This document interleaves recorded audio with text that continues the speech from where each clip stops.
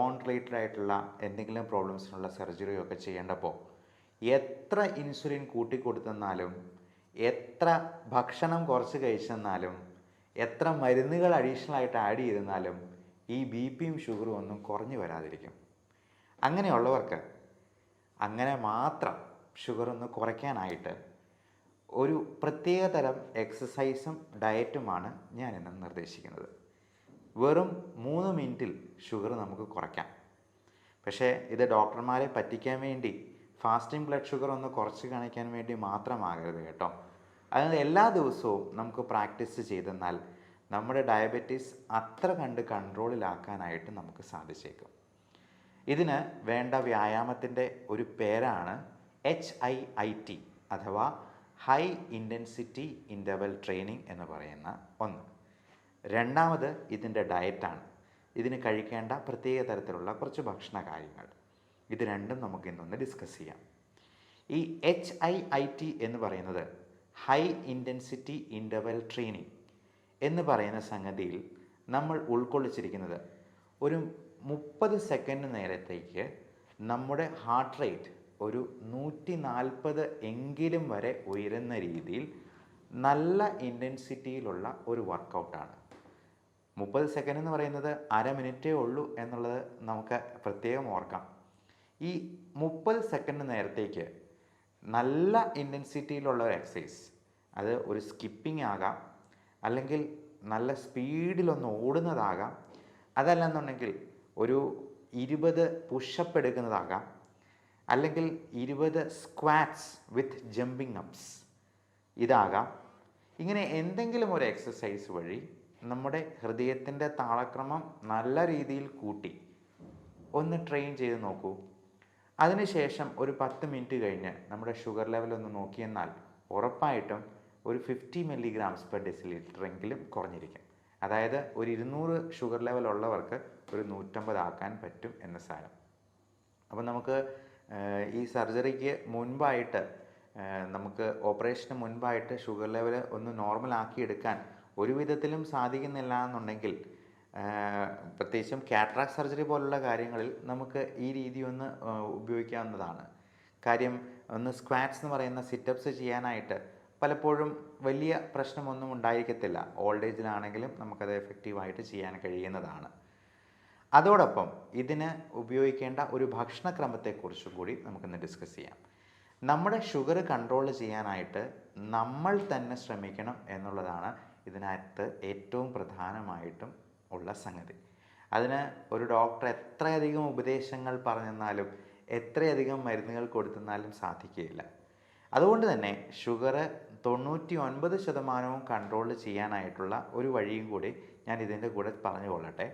അതിന് നമ്മൾ ഇംഗ്ലീഷിലൊരു പേര് വിളിക്കും self monitoring of blood glucose എന്ന്. അതായത് നമ്മുടെ ബ്ലഡ് ഷുഗർ ലെവൽ നമ്മൾ തന്നെ ഒരു ഗ്ലൂക്കോമീറ്റർ വെച്ച് നോക്കി എഴുതി വയ്ക്കുന്ന ഒരു രീതി. അതൊരു ഡയറിയിൽ തന്നെ ഒന്ന് എഴുതി വയ്ക്കുന്നത് നന്നായിരിക്കും. ഡേറ്റും ടൈമും ഷുഗർ ലെവലും ഒരു വരിയായിട്ട് തന്നെ കോളം വരച്ചൊന്ന് എഴുതി സൂക്ഷിക്കുക. അത് രാവിലെ ഫാസ്റ്റിങ്ങിലുള്ള ബ്ലഡ് ഷുഗർ നോക്കാം. PPBS അതായത് ഭക്ഷണത്തിന് ശേഷം 2 മണിക്കൂർ കഴിഞ്ഞിട്ടുള്ള ഒരു ബ്ലഡ് ഷുഗർ ലെവല്, അതോടൊപ്പം 8 മണിക്കൂർ കഴിഞ്ഞിട്ട് 2 തവണയായിട്ടും കൂടി ഒന്ന് നോക്കുക. 3-4 ദിവസം നോക്കുമ്പോൾ തന്നെ നമുക്കിതിൻ്റെ ഫ്ലക്ച്വേഷൻ കൃത്യമായിട്ട് മനസ്സിലാക്കാനായിട്ട് സാധിക്കും.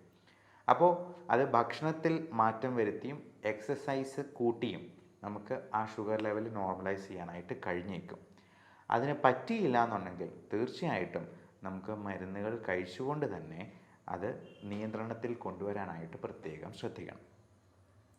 ഇനി ഇതിന് കഴിക്കേണ്ട ഭക്ഷണക്രമത്തെ പറ്റിയും പറയണമല്ലോ.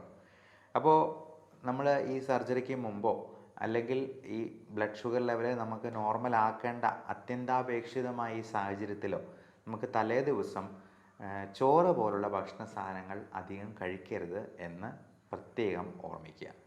ചോറാണെങ്കിലും ചപ്പാത്തി ആണെങ്കിലും മൈദ കൊണ്ടുണ്ടാക്കിയ പൊറോട്ടയാണെങ്കിലും എല്ലാം ഷുഗർ ലെവൽ കൂട്ടുന്നത് തന്നെയാണ്. ചോറിന് പകരം ചപ്പാത്തി കഴിക്കുന്നത് കൊണ്ട് അതൊരു 5-6 ചപ്പാത്തി കഴിച്ചെന്നാൽ ചോറ് കഴിക്കുന്നത് പോലെ തന്നെ ഷുഗർ ലെവൽ കൂടാനിടയുണ്ട്. നല്ല തവിടോട് കൂടിയ കാർബോഹൈഡ്രേറ്റ്സ് എന്തെങ്കിലും കഴിക്കുന്നതാണ് ഷുഗർ രോഗികൾക്ക് ഏറ്റവും നല്ലത്. ഈ പറഞ്ഞതുപോലെ സർജറിക്ക് തൊട്ട് തലേ ദിവസം നമ്മൾ കാർബോഹൈഡ്രേറ്റ്സ് ഒന്നും അടങ്ങിയത് അധികം കഴിക്കരുത് എന്ന് പ്രത്യേകം മനസ്സിലാക്കുക. പകരം നമുക്ക് നല്ല പ്രോട്ടീൻ റിച്ച് ആയിട്ടുള്ള ഒരു മുട്ടയുടെ ഓംലെറ്റോ ഒന്നോ രണ്ടോ എഗ്ഗ് കഴിക്കുന്നത് കൊണ്ടും അതിന് കുഴപ്പമില്ല.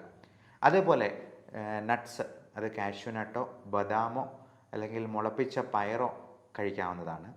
നല്ല പ്രോട്ടീൻ റിച്ച് സോഴ്സസ് ആയിട്ടുള്ള ചണവിത്തുകൾ പോലുള്ള സാധനങ്ങൾ നമുക്ക് വിപണിയിൽ നിന്ന് അവൈലബിൾ ആണ്.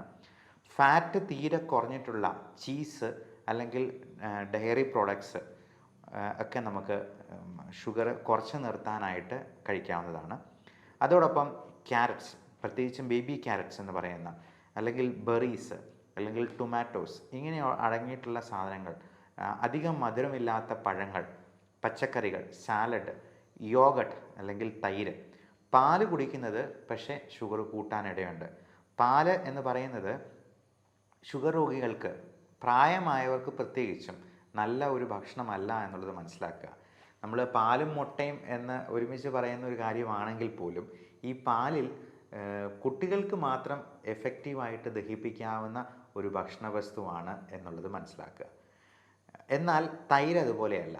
അത് ഫെർമെൻറ്റ് ചെയ്യുമ്പോഴേക്കും അതിൽ നമ്മുടെ കുടലിന് ആവശ്യമായിട്ടുള്ള ലാക്റ്റിക് ആസിഡ് ബാസിലസും കൂടി ചേർന്നാണ് വരുന്നത്. അതുകൊണ്ട് തന്നെ നമുക്ക് തൈര് കൂടുതൽ കഴിക്കുന്നത് കൊണ്ട് കുഴപ്പമില്ല. പക്ഷേ തൈരിനോട് അലർജിയോ കഫക്കെട്ട് പോലുള്ള പ്രശ്നങ്ങളോ ഉള്ളവർക്ക് തൈരും ഒത്തിരി കൂട്ടുന്നത് അഭികാമ്യമായിരിക്കത്തില്ല. അതുപോലെ തന്നെ മോര് പോലത്തെ സാധനങ്ങൾ. അപ്പോൾ കഴിക്കാവുന്ന ഭക്ഷണങ്ങൾ എന്തൊക്കെയാണ് എന്നുള്ളത് നോക്കി സർജറി പോലുള്ള വളരെ അത്യന്താപേക്ഷിതമായിട്ടുള്ള കാര്യങ്ങളിൽ നമുക്ക് ഷുഗർ ലെവൽ കുറച്ച് നിർത്താനായിട്ടാണ് ഞാൻ ഈ പറഞ്ഞ രീതി അവലംബിക്കാവുന്നത്. നമുക്ക് ഇത് ഡെയിലി ഇങ്ങനെ തന്നെ അത്താഴത്തിന് നമ്മൾ കാർബോഹൈഡ്രേറ്റ്സ് പൂർണ്ണമായിട്ടും ഒഴിവാക്കിക്കൊണ്ട് സാലഡ് മാത്രം കഴിച്ചുകൊണ്ട് ഈ രീതി പിന്തുടർന്ന് നമ്മുടെ ഷുഗറിനെ വരുതിയിലാക്കാനും കഴിയും. ഈ ഷുഗർ കൺട്രോളിലാണോ എന്നുള്ളത് നമുക്ക് എങ്ങനെ മനസ്സിലാക്കിയെടുക്കാം? ഞാൻ ഈ പറഞ്ഞ രീതിയൊക്കെ പരീക്ഷിച്ചിട്ട് നിങ്ങളെ ചികിത്സിക്കുന്ന ഡോക്ടറെ പറ്റിക്കാം എന്നങ്ങ് ധരിച്ചു കളയരുത്. അങ്ങനെയുള്ളവരെ പിടിക്കാനായിട്ട് നമുക്കൊരു ടെസ്റ്റുണ്ട്. HbA1c എന്നാണ് പറയുക. അത് 3 മാസത്തെ ആവറേജ് ഷുഗർ ലെവലാണ് നമുക്ക് കാണിച്ചു തരുന്നത്. ഈ HbA1c പ്രമേഹമില്ലാത്ത ഒരു വ്യക്തിക്ക് 5.7 താഴെയായിരിക്കും. പ്രമേഹമുണ്ട് എന്നാൽ നല്ല കൺട്രോളിലാണെങ്കിൽ മാക്സിമം ഒരു 7-7.5 വരെ ഈ HbA1c ഉണ്ടാകത്തുള്ളൂ. 7.5ക്ക് മുകളിലാണെങ്കിൽ കഴിഞ്ഞ 3 മാസത്തെ ആവറേജ് ഷുഗർ ലെവല് ഒരു 200-250 മുകളിലാണ് എന്നുള്ളത് ഡോക്ടർക്ക് കണക്ക് കൂട്ടാനായിട്ട് സാധിക്കും. അതുകൊണ്ട് അന്നത്തെ ദിവസത്തെ ഫാസ്റ്റിംഗ് ബ്ലഡ് ഷുഗർ മാത്രം കുറച്ച് കാണിച്ചത് കൊണ്ട് യാതൊരു പ്രയോജനവുമില്ല എന്ന് പ്രത്യേകം ഓർമ്മിപ്പിക്കുന്നു. അപ്പോൾ അങ്ങനെ HbA1c ഒത്തിരി കൂടുതലാണെങ്കിൽ നമുക്ക് ലൈഫ് സ്റ്റൈൽ മോഡിഫിക്കേഷൻ മാത്രം പോരാതെ വരും. അല്ലാത്ത ആളുകൾക്ക് ഒരു 7ൽ താഴെ തന്നെ ഷുഗർ ലെവൽ HbA1c കുറച്ച് നിർത്തിയിട്ടുള്ള ഷുഗർ ലെവലുള്ള ആൾക്കാർക്കാണെങ്കിൽ നമുക്ക് ലൈഫ് സ്റ്റൈൽ മോഡിഫിക്കേഷനിൽ തന്നെ മുൻപോട്ട് പോകുന്നതിൽ യാതൊരു തകരാറുമില്ല. പക്ഷെ അതിന് മുകളിൽ ഷുഗർ ഉള്ളവർക്ക് നമുക്ക് തീർച്ചയായിട്ടും അതിന് ആവശ്യമായ മരുന്നുകളും ചിലപ്പോൾ ഇൻസുലിനും ആവശ്യമായിട്ട് വരും. ഈ ഇൻസുലിൻ ഒരുപാട് ദൂഷ്യവശങ്ങളുള്ളതല്ലേ എന്നുള്ള ചോദ്യം ചോദിക്കുന്നവർക്ക് അഡ്വാൻസ് ആയിട്ട് പറഞ്ഞുകൊള്ളട്ടെ, ഇൻസുലിൻ എന്ന് പറയുന്നത് നമ്മുടെ ശരീരത്തിൽ നോർമലി ഉൽപ്പാദിപ്പിക്കുന്ന ഒരു ഹോർമോണാണ്. അത് കുറഞ്ഞു പോകുന്നത് കൊണ്ടോ അല്ലെങ്കിൽ അതിനെ നമ്മുടെ സെൽസിനെ എഫക്റ്റീവായിട്ട് യൂട്ടിലൈസ് ചെയ്യാൻ പറ്റാതെ വരുന്നത് കൊണ്ടാണ് നമുക്ക് ഷുഗർ കൂടുന്നതും ഡയബറ്റീസ് എന്ന് പറയുന്ന അവസ്ഥാവിശേഷം ഉണ്ടാകുന്നതും. അപ്പോൾ ഇൻസുലിൻ പുറമേ നിന്ന് സപ്ലിമെൻറ്റ് ചെയ്യുന്നതിന് യാതൊരു തകരാറുമില്ല. അത് കൃത്യമായിട്ട് എടുക്കേണ്ടവരിൽ എടുക്കുക തന്നെ വേണം എന്നുള്ളതും പ്രത്യേകം മനസ്സിലാക്കുക. അപ്പോൾ ഈ ഇൻഫർമേഷൻ നിങ്ങൾക്ക് ഉപകാരപ്രദമെന്ന് തോന്നുന്നെങ്കിൽ പ്രമേഹ രോഗികളായിട്ടുള്ള നിങ്ങളുടെ ബന്ധുക്കൾക്ക് അയച്ചു കൊടുക്കുക, ഷെയർ ചെയ്യുക. പ്രായമായ നിങ്ങളുടെ പേരൻസിന് 2 പേർക്കും ഡയബറ്റീസ് ഉണ്ടെങ്കിൽ മക്കൾക്കും ഡയബറ്റീസ് വരാനുള്ള സാധ്യത 80%-ലേറെയാണ് എന്നുള്ളതും പ്രത്യേകം മനസ്സിലാക്കുക. അതുകൊണ്ട് ഈ രീതി നിങ്ങൾക്ക് ഇപ്പോൾ തന്നെ തുടങ്ങാവുന്നതാണ്. പലപ്പോഴും മണിക്കൂറുകളോളം ജിമ്മിൽ ചിലവഴിക്കാനായിട്ട് നമുക്ക് പറ്റിയെന്ന് വരത്തില്ല. അപ്പോൾ ഷുഗർ ലെവൽ കുറയ്ക്കുന്ന രീതിയിലുള്ള ഭക്ഷണം അറ്റ്ലീസ്റ്റ് ഡിന്നറിനെങ്കിലും നമുക്ക് അങ്ങനെ ആക്കാനായിട്ട് ശ്രമിക്കുക. ഈ പറയുന്ന മണിക്കൂറുകളോളം ജിമ്മിലുള്ള വ്യായാമം ഇല്ലാതെ തന്നെ നമുക്ക് ഇൻ്റർവെൽ ഇട്ടുകൊണ്ട് തന്നെ ഈ HIIT നമുക്ക് ജീവിതത്തിൽ പകർത്തിക്കൊണ്ട് നമ്മുടെ ഷുഗർ കുറച്ച് നിർത്താനും അതോടൊപ്പം നമ്മുടെ വെയിറ്റ് റെഡ്യൂസ് ചെയ്ത് നിർത്താനായിട്ടും പ്രത്യേകം ശ്രദ്ധിക്കുക. ഇപ്പോൾ മാൽന്യൂട്രീഷൻ അല്ല, മോൾ ന്യൂട്രീഷനാണ് മിക്ക രോഗങ്ങൾക്കും കാരണം.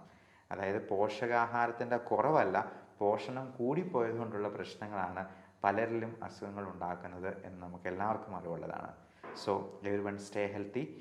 ഈ വിഷയത്തെപ്പറ്റി എന്തെങ്കിലും സംശയങ്ങളുണ്ടെങ്കിലോ ടെലിമെഡിസിൻ ആവശ്യമുള്ളവർക്കോ ഈ കാണുന്ന നമ്പറിൽ വാട്സപ്പിൽ ബന്ധപ്പെടാവുന്നതാണ്. 9567710073 എന്ന നമ്പർ നോട്ട് ചെയ്ത് വയ്ക്കാവുന്നതാണ്. Thank you.